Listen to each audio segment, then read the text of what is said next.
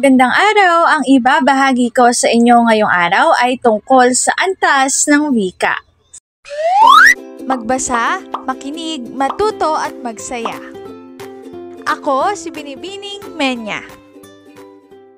Handa na ba kayo? Tara na, umpisa na nating isa-isahin at pirapirasuhin ang mga detalyeng nakapaloob dito.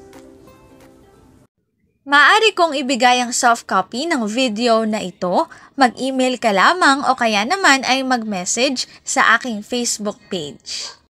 Ilalagay ko ang aking email sa gitnang bahagi ng video at ang Facebook page naman ay sa huling bahagi matatagpuan. Maraming salamat sa panonood! Tulad ng binanggit ko kanina, ang ibabahagi ko ngayong araw ay tungkol sa antas ng wika. Ang una ay tinatawag na balbal. Ito ay wikang karaniwang ginagamit sa lansangan. Ito ang pinakamababang antas ng wika. Itinuturing na ang mga salitang ito ay karaniwang likha. Narito ang mga halimbawang pangungusap.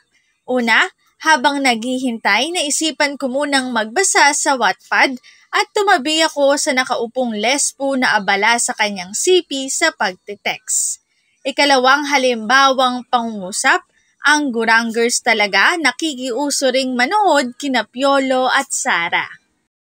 Pansinin, ang salitang lesbo ay mula sa salitang pulis na binaligtad lamang, samantalang ang Gurangers ay mula sa salitang gurang na ang ibig sabihin ay matatanda. Ngayon naman, dadako na tayo sa ikalawang antas ng wika. Ito ay tinatawag na kolokyal. Ito ay antas ng wika na ginagamit sa karaniwang usapan at sa pang-araw-araw na pakikipag-usap. Mataas lamang ito ng kaunti sa salitang balbal.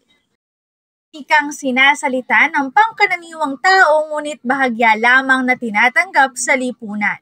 Madalas na ginagamitan ng pagpapaikli o pagkakaltas ng ilang titik sa salita upang mapaikli o mapagsama ang dalawang salita. Narito ang ilang mga halimbawa.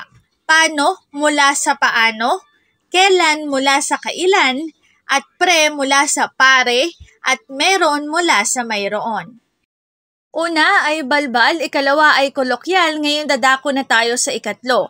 Ito ay lalawiganin o dialektal. Ito ay wikang ginagamit sa isang rehiyon o isang lalawigan. May pagkakataon na sitwasyon na hinihiram ang salitang lalawiganin na nagkakaroon ng ibang kahulugan.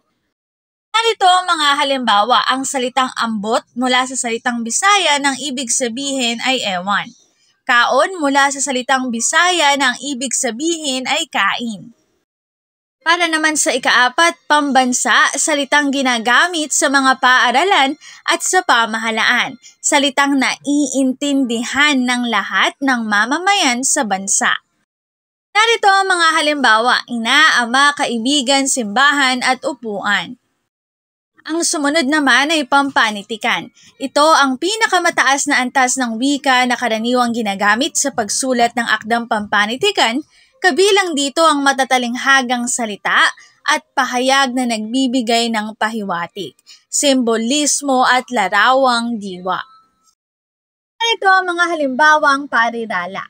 Mababaw ang luha, madaling umiyak, magbanat ng buto, magtrabaho, bukas palad, handang tumulong, mahabang dulang, mag-aasawa. Narito ang sanggunian ng mga impormasyong nakatala sa bawat slides. Kung interesado kayo na magbasa pa, maaari niyong bisitahin ang website na ito. Ng wika, dito na nagtatapos ang aking pagbabahagi. Sana ay marami kayong natutuhan. Muli, magbasa, makinig, matuto at magsaya. Ako si Binibining Menya. Paalam!